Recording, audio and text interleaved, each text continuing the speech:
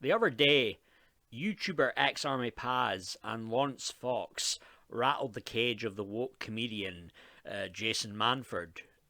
What happened was that Laurence Fox had uploaded a clip. It was a short clip of must have been a stand-up performance that the comedian Ramesh Ranganathan, if I pronounced that name correctly, had done.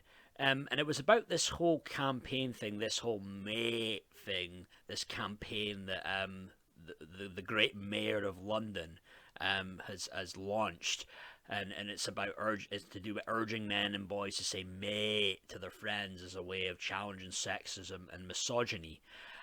So in his stand-up, and I guess Ramesh must be part of this whole campaign. He's saying that old men have to call out other men in their bullshit more, let them know when they're being pricks, and actually, to be fair, in general, that's an all right, like that's a good point.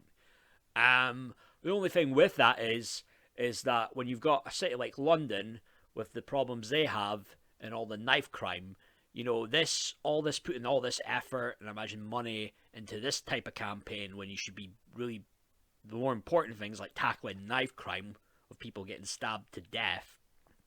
That's much more important when it comes to going mate to your mates. But Laurence Fox, so he posted the video clip and then he had said, "You are not a comedian, hashtag mate." And then the woke BBC comedian Jason Manford got involved. And Jason Manford had said basically, well, he's more of a comedian than you are of a politician. And then from what I see now from looking at your IMBD page, he's more of a comedian and you're more of an actor, something along those lines. Laurence Fox, if you see here, he got back to them and he said, "I just googled you. I like to know how you shave. I like how you shave on a pretend jawline. That made me giggle. Nice to meet you. Do you do in air quotations? Do you do comedy as well?" And then you see below here, ex-Army Paz gets involved and he says, "Don't know about comedy, but he does sleazy sex texting while he was married." Another one. And what happens after that? Well, as you see here first, the tweet was deleted by. So Jason Manford deleted the tweet, but there's always a record. There's always a record on online. And then with ex-Army Paz, with his tweet about the sex texting, what happens? He gets blocked. And like what Paz says, he didn't even send me any sexy text messages. Because, this is the thing, obviously, with Jason Manford. It's all these bloody woke comedians. It's all the people that, when it came to the whole scamdemic and getting the JAB, they were pushing that on their stand-up performances that would appear in the BBC. You had Jason Manford.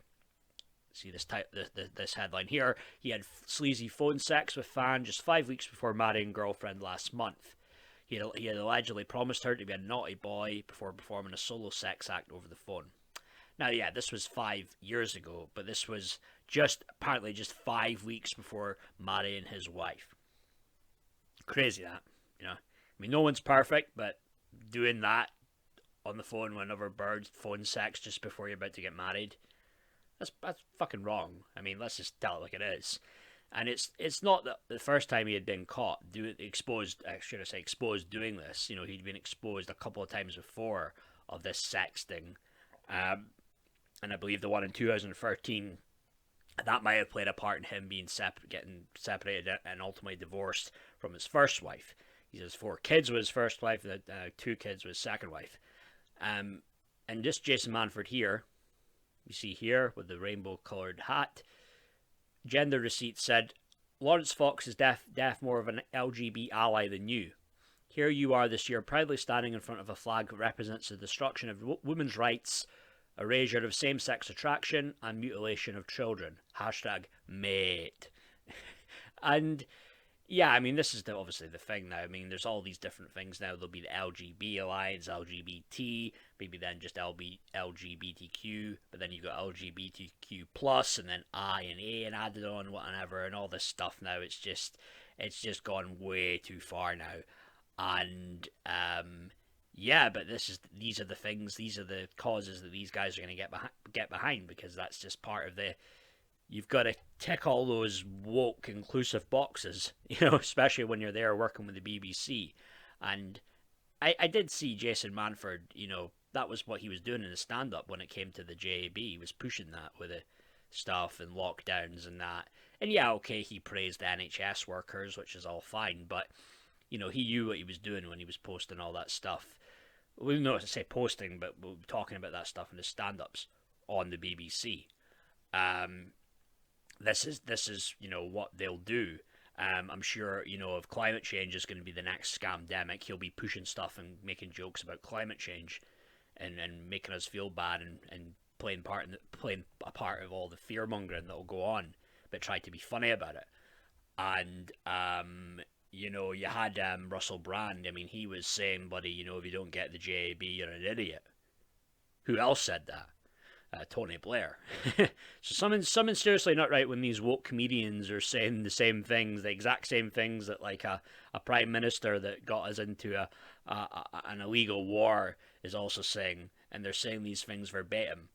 Now, he didn't exactly say that, Jason Manford, about you're an idiot if you get the JAB, but he was more or less, I think, from his stand-up, was implying that. And but this is what these woke lefty these metro these are what these woke leftist people will do. That's the standard procedure with them.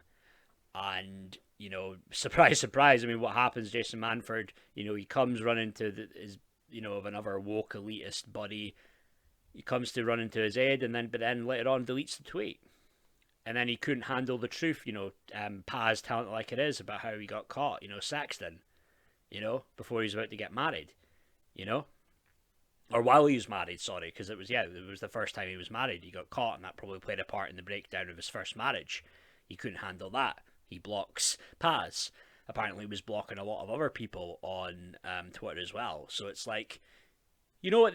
There's the old saying, right? There's the old saying: if you can't handle the heat, you need to get out of the kitchen. And I guess he did get out of the kitchen, so to speak, Jason Manford, because that was it. He deleted the tweet to Laurence Fox, blocked ex-army Paz.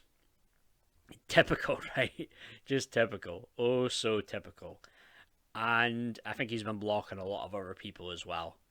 And these people are just so foul, though. I mean, I even said something kind of like in relation to Paz about, I think I just said something like, what a dick that guy is, Manford. And then all these people that have got their buddy BLM in their name, their him, like 10 followers, start attacking me. It's like real like mean-spirited kind of comments as well. And it's like, they're so pathetic, are they, these people? They really are pathetic. Like, they just haven't got a life at all. And, I basically said he was another woke lefty comedian who pushed the JAB on the BBC. And then all these leftist fuckers start attacking me. But it's typical, though. You expect nothing less from these people. But there you have it, So that's what happens. It's these typical, these so-called what we call comedians. And I've never thought Jason Manford's all that funny, and all the stuff about being a cheat, and I'll say being a cheat, but Sexton, I mean, more or less you would say is cheating, right?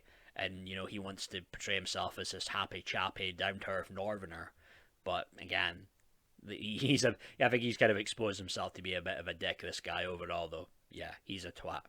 But those are my thoughts overall on all that, guys. Hit the like, hit the subscribe button. Feel free to leave a comment, and yeah, and enjoy the rest of your day, guys. Thanks. See ya.